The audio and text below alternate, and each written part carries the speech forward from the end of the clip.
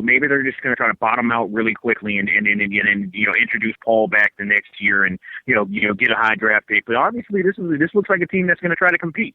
So no, I think they'll be competitive. Vogel, the one thing that if you can play defense in this league, you can win some games. You can at least stay in most games. And that's what these guys are probably going to use as their even more of their calling card than it has been in over these last few years. So they'll be competitive if they can stay healthy. Like I said, maybe they can make a run at a low playoff spot. But yeah, I don't think they'll be a joke by any stretch either. Before I let you go, do you want to tell everybody where we can find you on Twitter or the internets and all that good stuff? All that good stuff. Well, first, let me thank you again, man. It really is always a pleasure to be here, and I appreciate it. You can find me on Twitter if you do that sort of thing at Jabari Davis NBA. Jabari Davis NBA. You can find my I generally have material up each week, as well as a weekly chat on basketballinsiders.com. All of your listeners are more than welcome to join me. If you want to be a nerd like I am and talk basketball on Saturday afternoon at 4 p.m. Eastern, obviously 1 p.m. Pacific, check out the site and join me, and let's have some fun. All right, Jabari, I appreciate you coming on. Always a pleasure. We will definitely talk again soon. It's going to be an exciting basketball season. We've got to talk a lot during the season. You already know. Just give me a call. I'm always available. All right. We will be right back. We're going to take our final break here on LateNightSportsRadio.com. You're listening to the Bob Sullivan Show.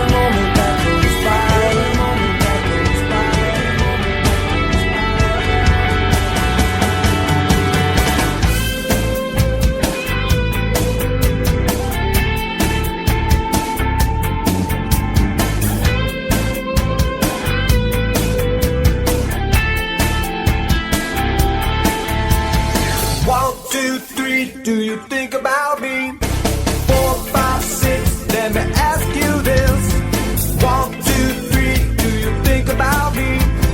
4, 5, 6, let me ask you this. 1, 2, 3, do you think about me? 4, 5, 6, do you even see? 1, 2, 3, I'm right there. 1, 2, 3, you think about me? 1, 2, 3, do you think about me? 1, 2, 3, do you think about me?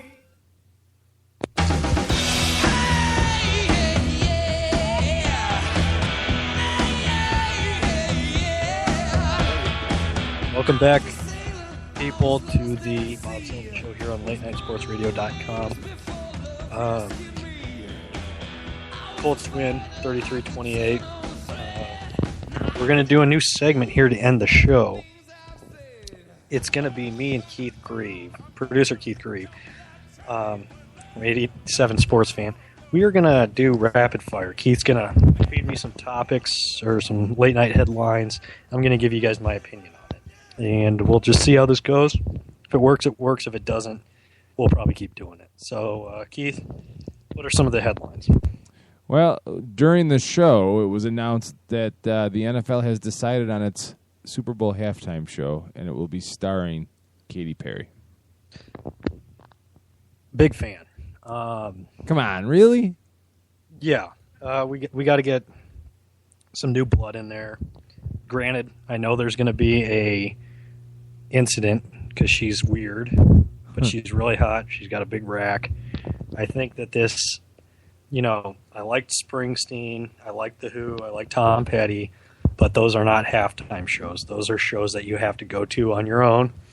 Katy Perry, that's something you only want to see for about 5 or 10 minutes. And that's fine with me. Okay. If you guys catch my drift on my innuendo there. I did. Ford Field laser culprit caught. The Detroit Lions have caught the person responsible for shining a laser pointer on the field during the game, and the Lions have banned him forever. Right thing to do for the Lions, or? I haven't used a laser pointer since I was in 7th grade.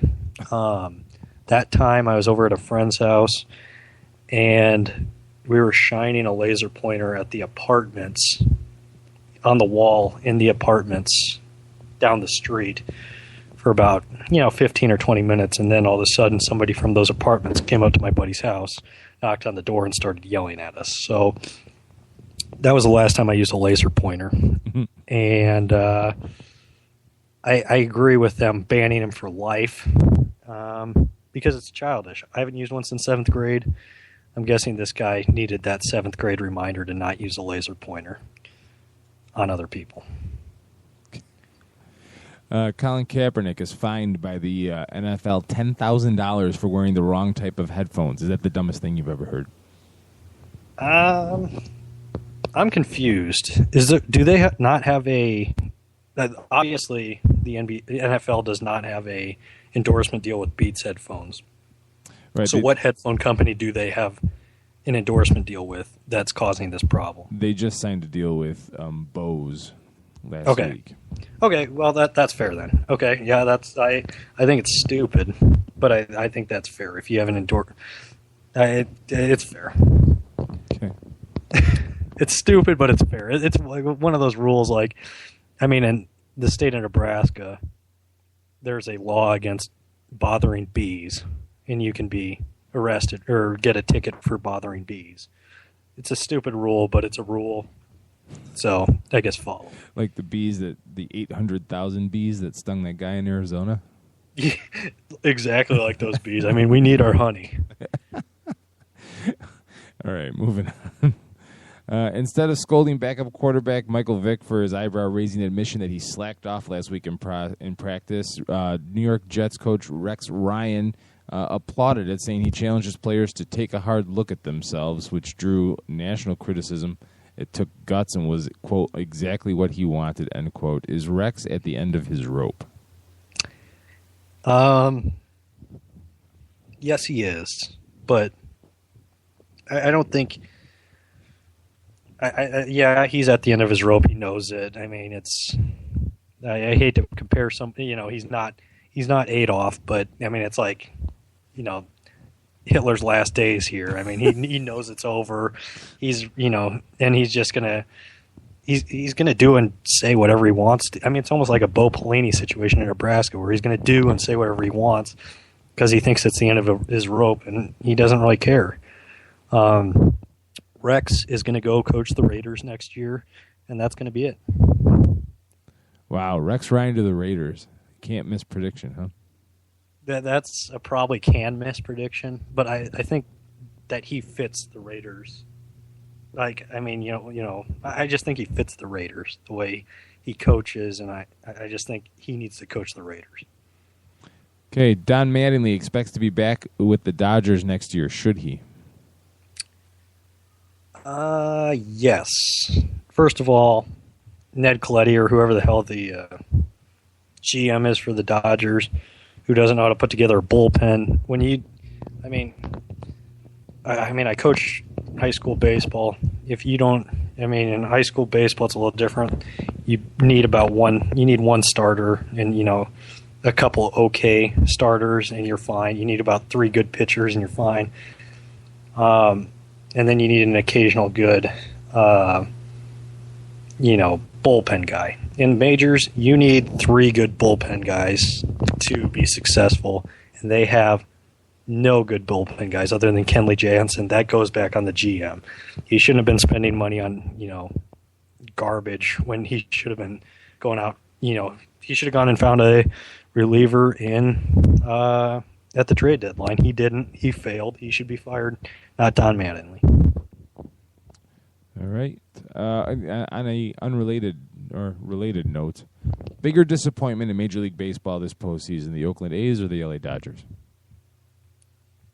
I think we saw this coming with the A's just because of the way they played down the stretch. So I'm going to say the Dodgers, but you look at the Dodgers. Yes, they're the highest team paid in Major League Baseball, and it's not even close. But what are they paying for? They're not. I mean, their money's going towards Adrian Gonzalez and Matt Kemp.